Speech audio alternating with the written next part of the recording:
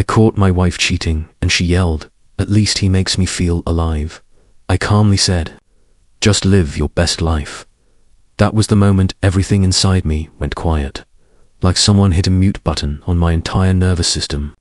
No yelling, no begging, just silence. The kind of silence you get right before a storm tears a house off its foundation. I didn't throw things. I didn't scream. I didn't demand answers. I just stood there, holding the takeout bag I'd bought to surprise her, feeling the warmth drain out of the paper container and out of my marriage at the same time.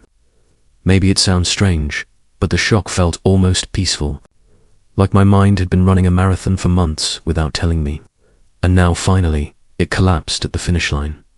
I should probably introduce myself. My name's Evan, 37, corporate consultant, frequent flyer, regular guy who thought he had a pretty normal life in suburban Colorado.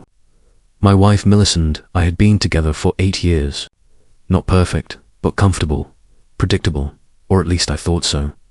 That night, I'd flown home early. My connecting flight out of Chicago got cancelled because of some freak thunderstorm. I managed to hop on an earlier direct flight, thinking I'd surprise her with pho from her favorite spot downtown. I imagined her curled on the couch, wrapped in that grey blanket she loved, maybe watching trashy reality TV instead. I walked into the living room and found her sprawled on the couch, hair curled, makeup on, wearing the push-up bra she only used when she wanted attention. Not mine, apparently. There was a half-emptied bottle of rose on the coffee table, and her phone held up at an angle that made her look almost girlish again, and she was giggling. God, I hadn't heard her giggle like that at me in a long time, and I knew right then before she even turned the screen away, before I saw his face, before any confessions spilled out. I knew I had walked into a version of my life where I was the last to know what everyone else already saw. When I cleared my throat, she practically launched the phone across the room. "Evan, why are you home? What are you doing here?" She sounded like I was the intruder. I asked who she'd been talking to. She muttered something about book club, which was funny because her book club met twice a month at a Starbucks that she constantly complained about. This wasn't that. She held her phone like it contained government secrets, and something inside me, some instinct I'd never listened to before, told me to take the phone. So I did, and sure enough, staring back at me was some guy early 20s, shirt unbuttoned, lying in bed like he'd been waiting for a show. He froze, hung up instantly, and just like that, the illusion shattered. How long had it been going on? She hesitated, then whispered, "A few months." I asked how many. She said 4. 4 months of her laughing for another man while I worked 80-hour weeks. 4 months of me planning our anniversary trip. 4 months of me paying her car note because she said she needed space to figure things out. Sometimes people talk about heartbreak like a clean cut. Mine felt more like a slow bruise spreading under my ribs. Nothing dramatic, nothing cinematic, just hurt. Heavy, dull, unavoidable. I told her to call him, told her to pack her things, told her if she wanted him, she could go be with him. She cried big, messy tears that might have moved me once upon a time, but now felt like they were meant for an audience, not for me. And then she yelled, "It's the sentence that has been echoing in my head ever since. At least he makes me feel alive." Alive, like I was a life support machine she'd been plugged into for convenience, while chasing excitement somewhere else. But here's the strange part. I didn't break. I didn't scream. I didn't beg her to stay. I just heard myself say the words, "Just live your best life." And in that moment, I meant it. If she truly believed she'd found something living with someone else, I wasn't going to stand in her way. I went silent, but my silence wasn't weakness. It was clarity. She kept crying, begging, reaching for me. But I'd already started walking to the bedroom closet to grab her bags. And as I zipped them open, something inside me settled into place. My marriage had ended long before I walked through that door. I was just the last one to be told. I grabbed Melissa's 2 large suitcases from the bedroom closet. My hands were steady, even as she trailed behind me, whining and crying like I'd just sentenced her to exile. Dresses, jeans, workout clothes she never used, Her ridiculous athleisure sets into the bags they went. I even threw in the hairdryer I'd bought her last Christmas, expensive, top of a line. She looked at me like I was some kind of villain, mascara running down her face, tears mixing with wine stains on her cheeks. "Where am I supposed to go?" she wailed, her voice cracking. I didn't even flinch. "Probably to his place, since that's clearly where your heart has been for the last 4 months. She stopped packing for a moment, gasping, like I'd just drawn a line through her entire world. "He's not my boyfriend." I stopped and looked her dead in the eyes. "Then what is he?" She froze, opened her mouth, closed it. Words failed her. Good. She had no answers. Just 4 months of lies, now exposed. I continued shoving clothes into the suitcases with methodical precision. Each item a reminder of all the trust she'd broken. She wasn't my problem anymore. She was her own. By the time the first suitcase was zipped, her sobs had turned into choking cries. She flopped onto the couch for dramatic effect, wine spilling onto the rug. I ignored it. My hands moved on, throwing in shoes, makeup, small trinkets she'd accumulated over the years. A life built around appearances, gone, all of it gone. Finally, she gave me the phone number of the guy, her hands trembling violently. I held it in my palm like a weapon. I dialed, put it on speaker. "Hello." A groggy male voice answered. "Hey man," I said, my voice calm, deliberate, almost surgical. "You've been having a good time with my wife for 4 months, right? Here's the situation. She needs somewhere to stay. I'm done. Either you pick her up, or I leave her stuff on the curb." There was silence on the other end. We don't have that kind of relationship," he finally stammered. I laughed, low, humorless. "Excuse me. You've been hooking up with a married woman for 4 months, and it's casual. Just fun." "Yeah, I mean, we're not dating, just, casual," he said, voice small. I felt a flicker of pity not for her, but for the life she had thrown away for something so cheap, so disposable. I shook my head in disbelief. "Well, he's not coming." Hard no. I hung up. Melissa let out a strangled noise, trying to grab the phone from me. I held it above her reach. She started pacing, pulling at her hair. "I can't believe this. You're cruel." I didn't answer. I just turned to the garage, grabbed my toolbox, and went back. She watched me suspiciously. "What are you doing?" "Changing the locks," I said, and started unscrewing the deadbolt I'd installed months ago, planning for emergencies. Emergencies like this. She turned pale. Her face went from red with rage to ghostly white in the span of 5 seconds. "You can't kick me out. I live here. You live here because I pay for it. House is in my name, remember?" She blinked. Had she really forgotten? Had she really assumed I'd let her break my trust and just continue? I ignored her protests. By the time the sun had nearly set, new locks were installed. Bags were lined up by the door. She tried the old keys repeatedly, each attempt failing spectacularly. I texted her, "Your stuff stays on the porch overnight. Figure it out." She pounded on the door for hours, screamed until her voice cracked, and I sat inside, eating dinner alone. Peaceful, for the first time in months. Peace was mine. The next morning, I checked the porch. Her suitcases were gone. A neighbor later told me that Melissa's best friend had come to pick her up around midnight. I didn't care. I wanted my life back, not her drama. But the phone calls began immediately. Her sister texted me 40 times in one morning. "How could you? She's destroyed. You've thrown away 8 years. Marriage is supposed to be work. You're a terrible person." I sent one reply. She didn't make a mistake. She made a choice every single day for 4 months.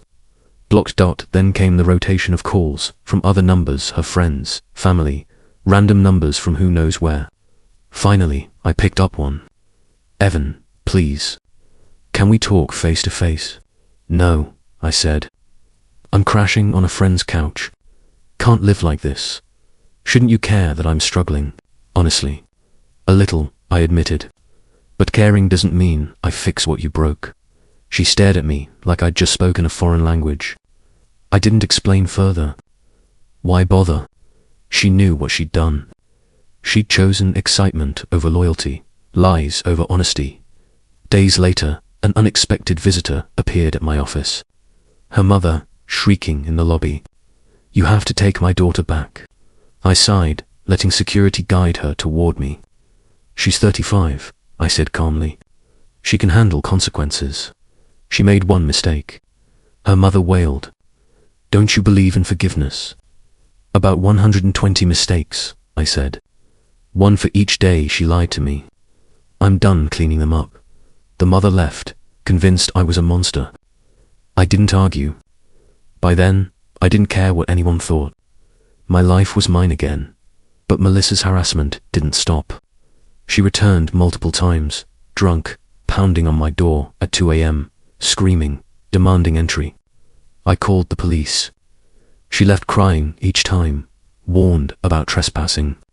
Eventually, I filed a report after discovering she'd keyed my car one night. Security footage showed her doing it. Vandalism charges were added to the ongoing divorce. Her lawyer tried to negotiate hard, asking for half of everything. House in my name, no joint account, nothing she contributed to, yet she wanted a cut. After weeks of legal wrangling, the final settlement gave her $25,000 cash. Her car still financed, and personal belongings. No alimony, no claim to the house. She fought hard, but lost. At the courthouse, she begged one last time. "I want to work on my marriage." The judge held up a hand. "Sir, your husband filed for dissolution based on adultery. You've damaged his property. You violated a no-contact order. This marriage is over." She signed the papers, mascara smeared like a gothic clown, sobbing. I didn't look back. Her life had changed entirely, living with her mother, paying rent, working full-time for the first time in years, learning what consequences truly felt like. I, meanwhile, started rebuilding.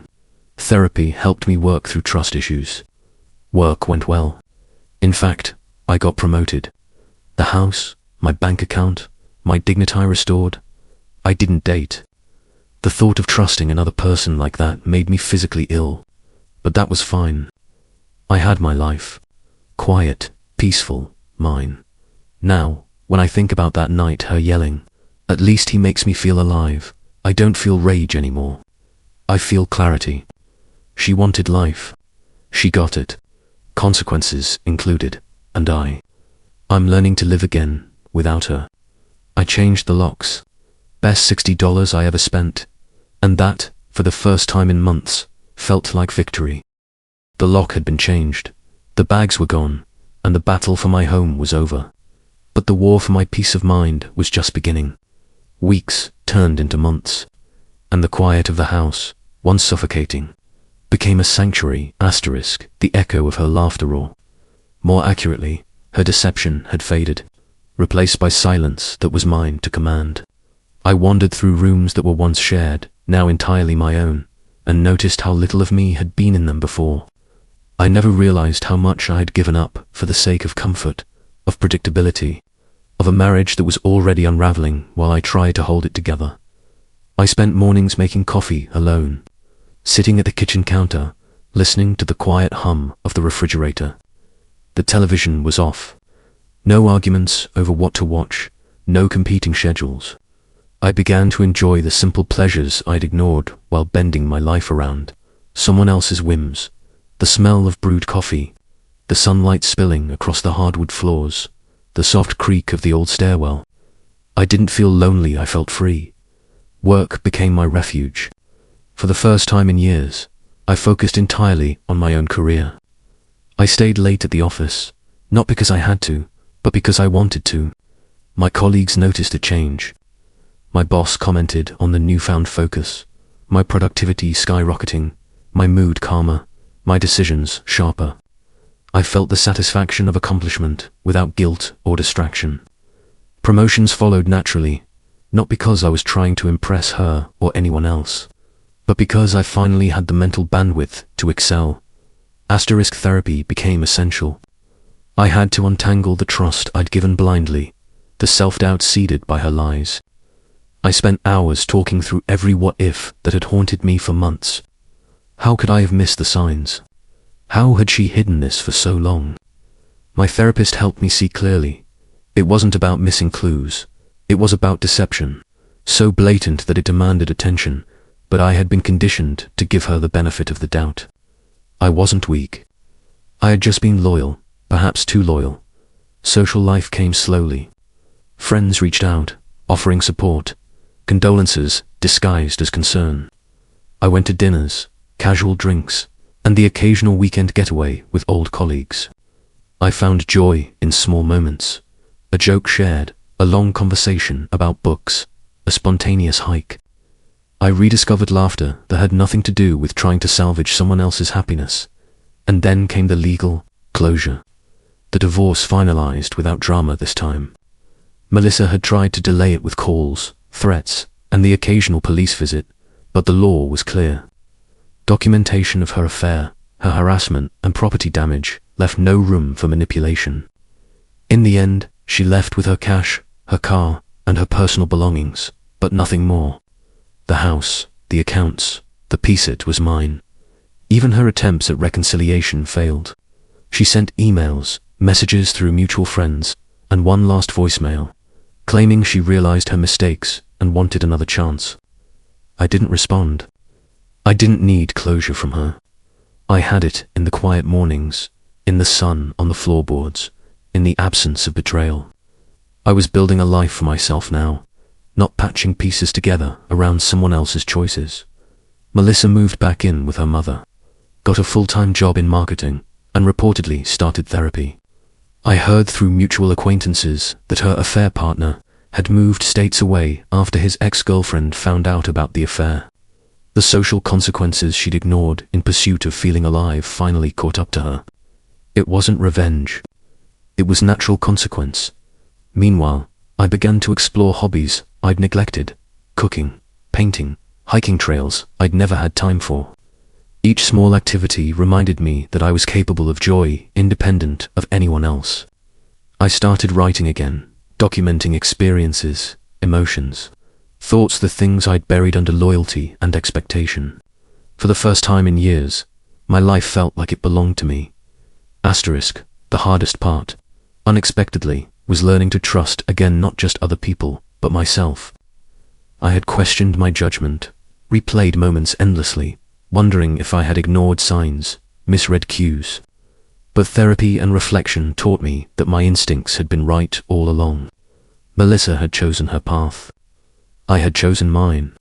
And that choice to preserve my dignity, my home, my life was the first real decision I'd made in years. Some days, memories surfaced: her laughter on that video call, the way she looked when I told her to pack, the raw mix of anger and desperation in her voice when I refused to let her back in. But those moments, once painful, became markers of clarity. They reminded me of my boundaries, my worth, and the fact that I had survived deception and betrayal intact. Even interactions with her family shifted. Her sister, initially furious with me, eventually reached out to apologize after learning the truth. The ex-mother-in-law never accepted it, of course, but I no longer needed her validation. What mattered was that I had navigated the chaos with integrity, not destruction. Romantic relationships. Not yet. The thought of trusting someone like Melissa again was physically repulsive, and I didn't need to rush. I was learning to be whole, alone, to enjoy independence without the constant compromise and anxiety that had dominated my previous life. Financially, I stabilized quickly. The divorce settlement was sufficient for her departure, and the house was fully mine. I invested carefully, paid off debts, and allowed myself some indulgence: as a new car, a small renovation, even a weekend trip to the mountains without guilt. Everything I had built was no longer under threat. My work, my home, my money, my decisions, all mine. One evening, sitting on the porch with a glass of bourbon, I reflected on the journey. 8 years of marriage had ended in a single afternoon, catalyzed by a cancelled flight and a discovery that could have destroyed me emotionally. Instead, it liberated me. The woman who had once defined my life no longer had that power. I was free to define myself. I thought about her yelling, "At least he makes me feel alive." I understood her, in a way. She chased excitement, novelty, and the illusion of feeling. But what she didn't understand was that true life, true fulfillment, doesn't come from momentary thrills or reckless abandon. It comes from stability, integrity, and self-respect. I was alive too, just differently. And now I could finally experience it without betrayal clouding every moment. The house, once filled with tension, now echoed with calm. Each room was a reminder of independence, each hallway a testament to survival. I began sleeping better, not in the hollowed-out way one recovers from trauma, but in the restful, confident way of someone who knows they are safe, secure, and capable. And slowly, almost imperceptibly, I smiled again. Not because revenge had been exacted, not because I had won a legal battle, but because I had reclaimed my life. Every day, a small victory, waking without anxiety, cooking a meal I enjoyed, walking my dog through the quiet neighborhood streets. The world felt open again. The future felt mine. I still think about that day, that moment when she screamed, that turning point. But now, instead of pain, I feel clarity. Life continues. Choices have consequences. People reveal who they are. And when they do, you either accept it or walk away. I chose to walk, to reclaim, to live deliberately. In the end, it wasn't about anger, revenge, or punishment. It was about reclaiming my identity, my dignity, and my home. Melissa got her alive moment. I got my life back. And in many ways, mine is far richer, quieter, and more meaningful than it ever was when I was lost in her deception. I'm rebuilding. Slowly, steadily, unapologetically. The house is mine, the bank account is mine, the quiet mornings are mine. I take joy in small things, a steaming cup of coffee, the crisp mountain air, the laughter of friends who genuinely care, the quiet knowledge that I survived and emerged intact. And I'll never forget that one lesson, carved into my life in the harshest way possible. When someone shows you who they are, believe them. And when they try to gaslight you into thinking you're wrong for seeing it, don't doubt yourself. Walk away, preserve yourself. Live your best life, not as a reaction, but as a choice. Because in the end, life isn't about other people making you feel alive. It's about you choosing to feel it fully, freely, and without compromise.